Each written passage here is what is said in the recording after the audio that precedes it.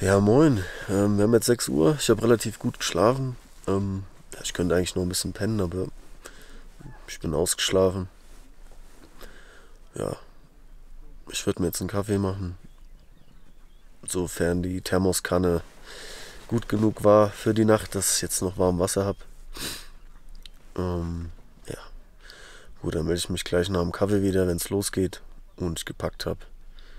Und ja, vielleicht kann ich ja sogar, ich glaube, die Sonne müsste jetzt oder in den nächsten Minuten aufgehen. Und vielleicht kann ich da ja was machen mit der Kamera. Also bis gleich.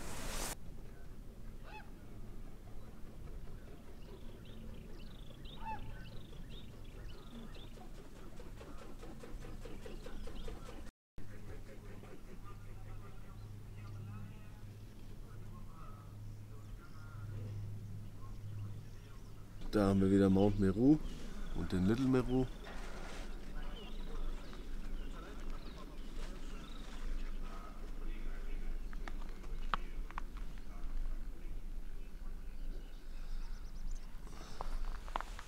Da ist der Kibo und dahinter ist auch der Gipfel.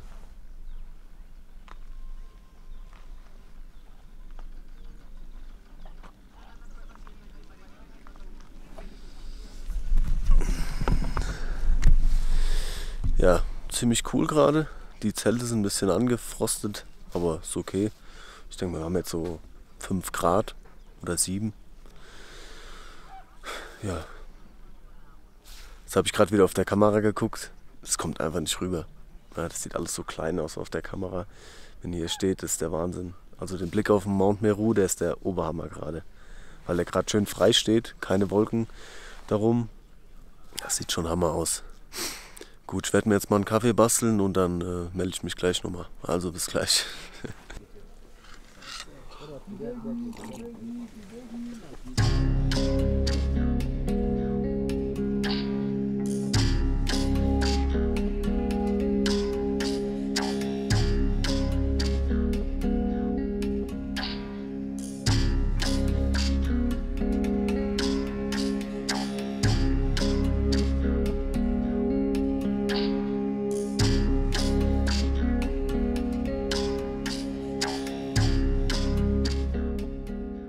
So Freunde, wir haben jetzt abgebaut, beziehungsweise die Porter haben abgebaut, wir haben nur unsere Rucksäcke gepackt. Jetzt geht es Richtung Lava Tower mit einer Höhe von 4600. 4,600 Lava Tower. Genau.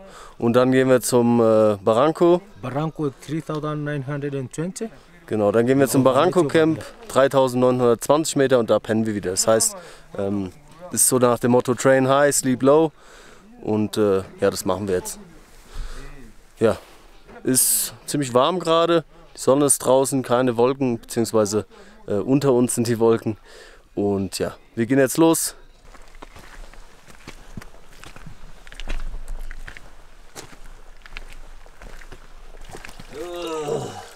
This is a fresh water we using for cooking and drink.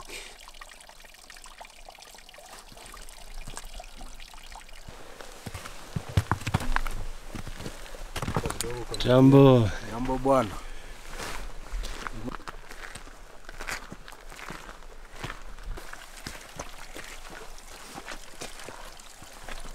So, also heute der Track ist um einiges entspannter als gestern.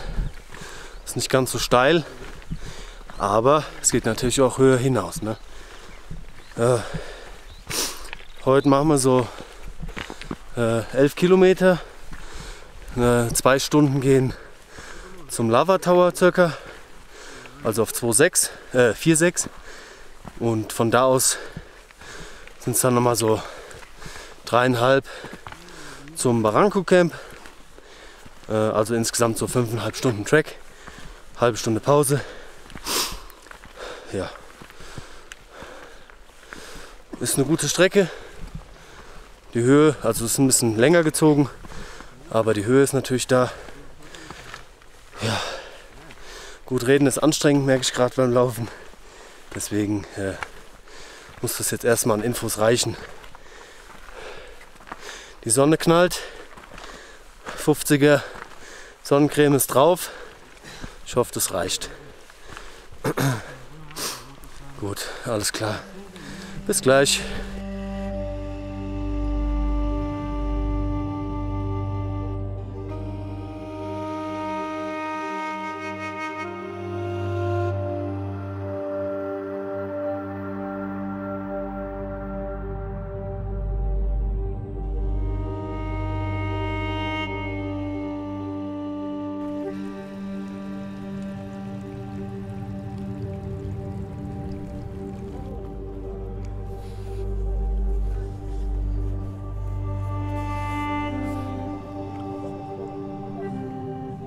So, Lava Tower ist erreicht. Wir haben jetzt eben Boxlunch gehabt und ja, jetzt akklimatisieren wir noch ein bisschen hier. Könnt ihr mal kurz aufs Schild gucken. 4600. Man merkt es ein bisschen, muss ich sagen. Es fällt einfach ein bisschen schwieriger zu atmen. Beziehungsweise merkt man einfach, dass die Luft dünner wird. Gerade wenn man dazu dann noch viel labert und sich viel bewegt, wird es dann auf jeden Fall schwieriger. Das heißt, ihr könnt sicher sein, wenn es Richtung Gipfel geht, dass ich dann nicht mehr so viel laber und mir dafür dann immer kleine Pausen einnehmen, denke ich mal. Ja. Kopfschmerzen habe ich jetzt keine. Schwindelig ist mir auch nicht.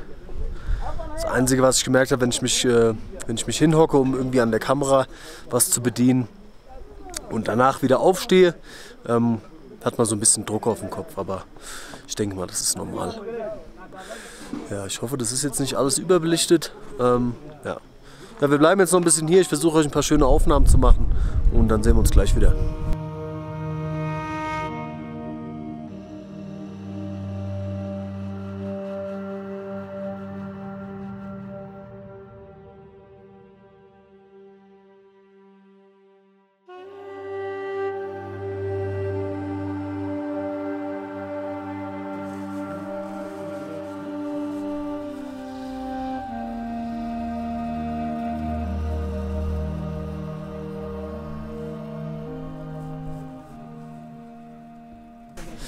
Ja, und mal wieder ein bisschen kurze Werbung eingebaut. Ist ganz schön frisch hier oben und wenn man dann an der Kamera sitzt und viel einstellt oder allgemein viel filmt und die Hände draußen hat, dann werden die natürlich bei dem Sauerstoffgehalt auch ziemlich schnell kalt, beziehungsweise bei der Höhe. Man hat einfach eine schlechtere Durchblutung, das ist einfach so. Ja, und ja, da habe ich von The Heat Company, die habe ich euch schon mal in einem Review gezeigt, trage ich jetzt gerade die Merino Liner. Die haben vorne an den Fingerkuppen, ich kann es euch mal gerade zeigen, haben die solche Touch-Einlagen bzw. solche Einlagen, die leiten. Das heißt, ihr könnt damit auch Touchscreens bedienen, was bei mir perfekt ist, weil die GH5 viel über Touchscreen hat. Und ja, ich hatte damals bemängelt, dass die Nähte nicht so gut sind an den Handgelenken. Und ja, coole Aktion, haben sie verbessert. Ist jetzt auf jeden Fall stabiler. So muss es sein. Und ja, ich zeige euch die jetzt nochmal kurz. Und dann geht es auch weiter.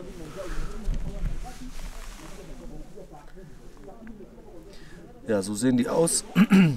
Haben hier oben so eine Einlage. Da könnt ihr dann so Heatpacks reinmachen. Die Fingerspitzen für Touchscreen, Daumen auch. Und ja, sehr angenehm zu tragen. Merino, das heißt auch wenn es ein bisschen feucht wird, passt es auch.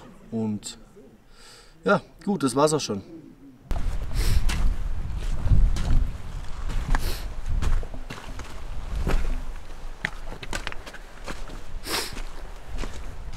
So, also wir gehen jetzt wieder zurück, gehen jetzt ziemlich steilen Hang runter und dann Richtung Barranco Camp. Das ist auf 3900 Meter.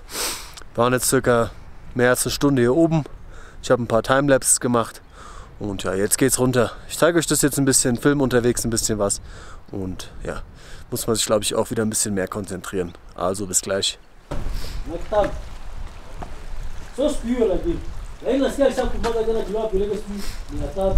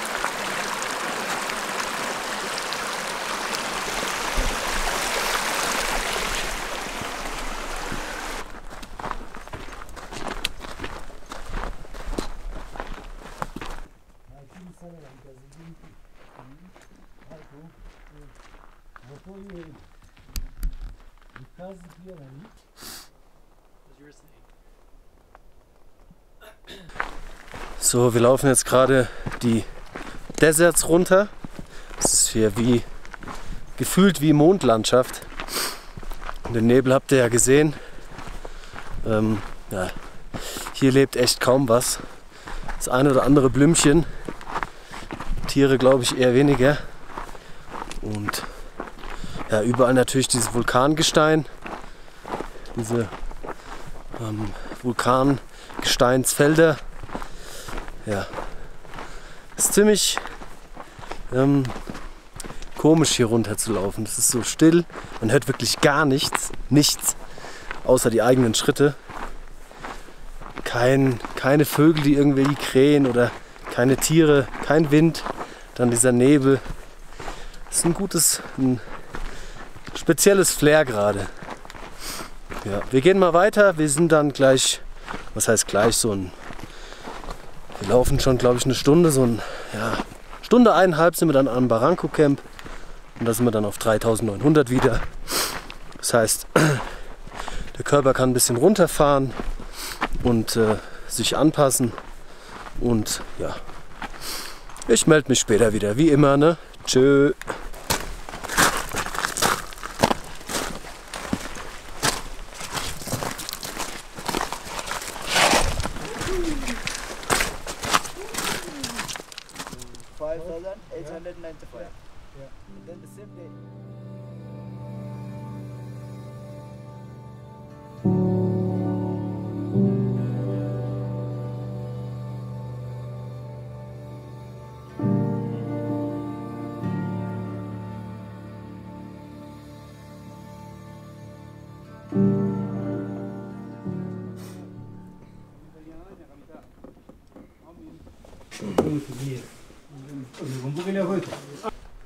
So, also jetzt haben wir das Barranco Camp erreicht und ja, jetzt gehen wir noch ein paar Meter runter, da sind dann die Zelte und ja, ich zeige es euch kurz.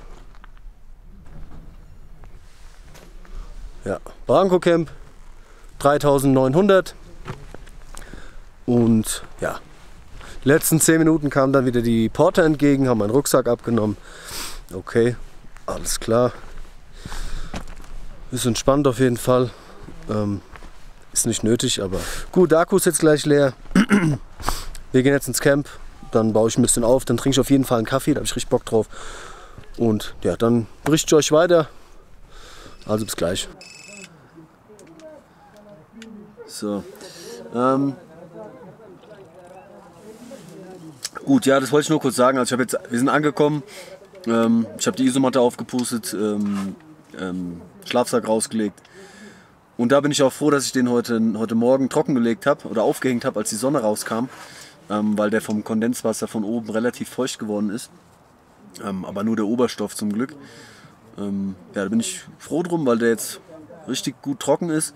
Heute Nacht werde ich auf jeden Fall die Fenster vom Zelt schließen, weil die Luft, die hier ist, die ist so feucht. Ich hatte vorhin solche, ja, einfach Feuchtigkeit oder Nässe auf den Haaren und auf den Wimpern.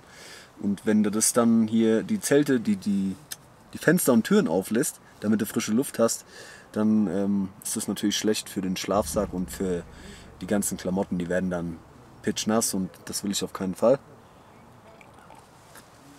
Das heißt, heute Nacht gibt es weniger gute Luft, aber dafür bleibt alles trocken. Gut, genug gebabbelt wieder. 3 Minuten 37. Ich trinke jetzt noch mal einen Kaffee aus und dann zeige ich euch mal draußen, wie es hier aussieht. Sofern da jetzt nicht schon wieder Nebel ist, aber es sieht gut aus. Alles klar, genug gelabert. Bis gleich.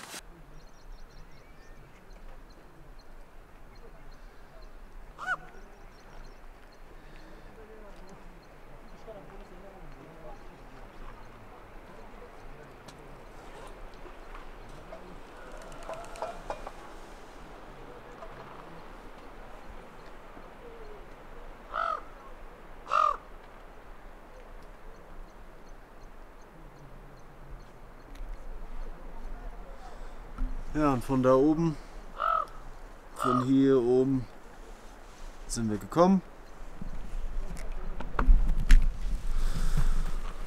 Und ja, das ist das Barranco Camp. Ich werde jetzt gleich mal da vorne ein bisschen an die Klippe gehen. Ich glaube, das ist nämlich eine Klippe. Ja, komm, wir gehen da einfach gerade mal hin.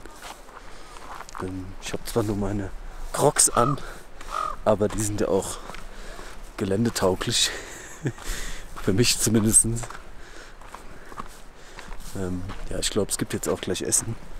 Ich habe nämlich den James gerade gesehen, wie er an meinem Zelt war. Das heißt, er hat mir bestimmt wieder was Feines gebracht. Und da bin ich ja gespannt.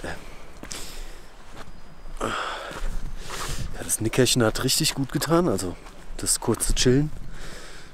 Ich fühle mich wieder voll aufgeladen. Duracell-Hase. Und kann es kaum abwarten, zu sehen, wie das ist, wenn ich auf diesen Gipfel latsche. Ob das dann einschlägt wie eine Bombe und es gar nicht geht und ich zu den Leuten gehöre, die das überhaupt nicht vertragen. Ja, die das überhaupt nicht vertragen, genau. Und ja, jetzt gucken wir mal da vorne, wie das hier aussieht. Meine Lieben, ich habe heute Morgen beim Frühstück nochmal meinen Sauerstoff-Blutgehalt gemessen. Blutsauerstoffgehalt gemessen und ich hatte 95%. Ja, wollte ich euch nur erzählen. Also war doch was dran an meinem Feeling. Zwar ein bisschen verspätet, aber ja, seht ihr, da ist eine Schlucht. Oh, ich glaube, ich muss auf die andere Seite. Ich zeige es euch mal kurz. Guckt euch das mal an.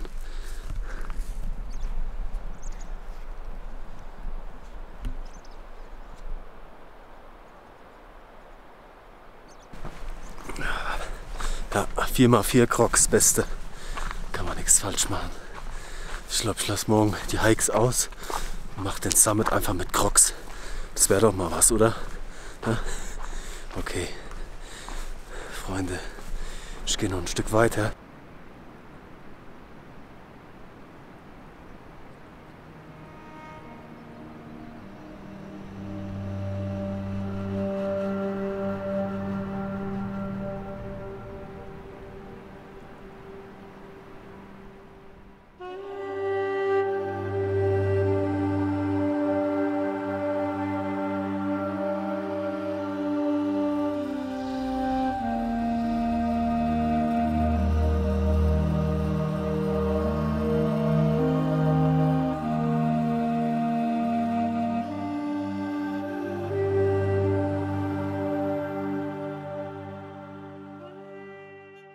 So Männer, jetzt gibt's Essen. Banana Stew Ist ein typisches Kilimanjaro-Gericht. Und ja, habt ihr den Zeitraffer gerade gesehen? Meine Güte, der ist gut geworden. Ich bin da, was Zeitraffer angeht, seht ihr an den anderen Zeitraffern. Da ist halt manchmal die Einstellung dann falsch und dann flackert es und ist zu. Man muss es halt anpassen. Und diesmal hatte ich einfach irgendwie ein gutes Gefühl mit der Einstellung und das ist echt schön smooth geworden. Ja, bin ich gerade voll am Feiern. Also ich bin kein Profi, das ist jetzt einfach nur mal wieder krasses Glück gewesen, wie so oft. Und auch krass Glück, dass da dann auf einmal diese Wolken reingeströmt, also dieser Nebel reingeströmt kommt. Das sind so Sachen, diese kleinen Glücksmomente, das ist immer geil. Lieber so, als einmal im Lotto zu gewinnen zum Beispiel. Also ich lebe das lieber so weiter, das ist gut so. Ja gut, guckt euch das Essen kurz an. Hammer. Und ja, das werde ich mir jetzt reinziehen. Ich habe richtig Hunger, richtig Appetit, was mich auch freut, weil viele auf der Höhe haben keinen Appetit mehr. Und ich hatte im Hotel, wie gesagt, ich glaube, ich habe schon mal gesagt, eine Holländerin getroffen und die hat dann Tage vor dem Aufstieg hat die dann voll wenig gegessen, weil die keinen Hunger hatte. Da habe ich überhaupt keinen Bock drauf, deswegen schaufel ich mir alles rein. Passt schon. Also bis später, ich lasse mir es schmecken. Tschö. 120? 120, yes, I think. Yes. Okay, headache. No. Yeah, the table. No. No. Hard to breathe. No. Diarrhea. No. Vomiting. No.